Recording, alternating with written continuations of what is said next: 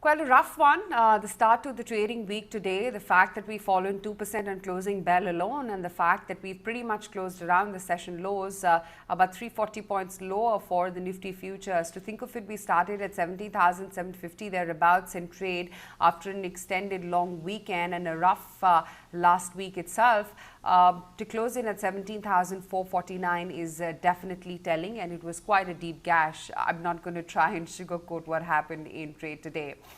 That said, it was bound to be a rough one this week. Of course, the 3 farm laws which got repealed over the weekend, and many are looking at it as reform pessimism, raising question marks about what really happens to the other reforms that the government has undertaken, key amongst them, of course, being disinvestment.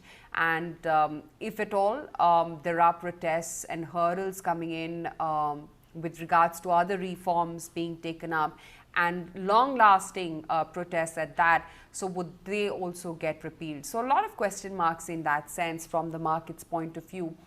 And clearly the messaging that these 3 laws getting repealed actually hands out or puts out for not just the domestic as well as, more importantly, the international investor community as well.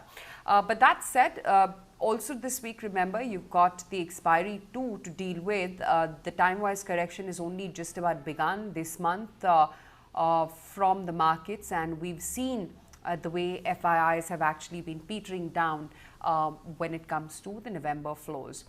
But that said, there's no way of sugarcoating what transpired in trade today. The Nifty has declined about 2% to post its worst week since 12th April early this year. We're now testing levels around 17,450 thereabouts. The breadth of the market as well collapsed as hard. You had 169 stocks close into the declines, but just about 22 to the ups. And sectorally as well, metals were at best a relative outperformer. There was only telecom which held out after news of Bharti actually hiking tariffs for their prepaid plans and indicative of a higher ARPU as well, given that 95% of their overall subscriber base is of the prepaid subscribers. So Bharti, of course, shot up 3.6%, rubbed off on an idea as well, which was also a gainer. And then few dots of green for a Vedanta, for instance, which again has been beaten down off late, but held up by 7.5% today. And Nalco as well saw some dots of green coming in.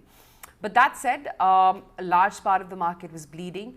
Reliance, after the deal, the O2C deal with Saudi Aramco getting called off over the weekend and then parting ways on this one.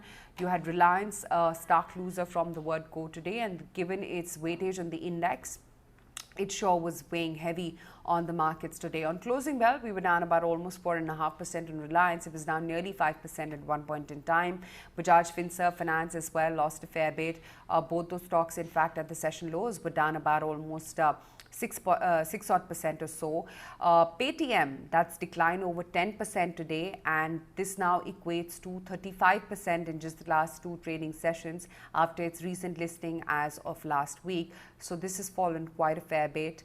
Bajaj Finance, in fact, has fallen the most it has since the 12th of April, and Finserv, with that fall of 5% that it's seen today, it's fallen the most since 26th February, which is when you had that dream run after the budget.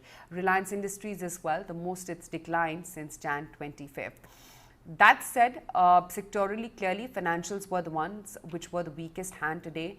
So an SBI as well, for instance, was down 3.5%. Kotak Bank fell 3.5%. ICICI Bank was down. Axis as well scaled lower. Quite a few of these stocks. In fact, while we've corrected about 1,000 points on the index, from the all-time high, which was on 19th October.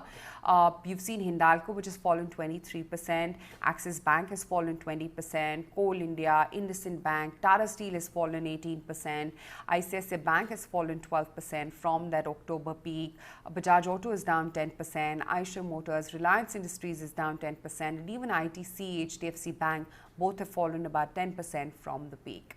But let's see which way the market correction actually goes, because to think of it, it's just a 1,000-point fall from the top. In many market cycles and roaring bull cycles, we've seen much steeper and deeper gashes. as deep as 10 to 15% as well sometimes. So in that sense, we've fallen only about 5 to 6 odd percent.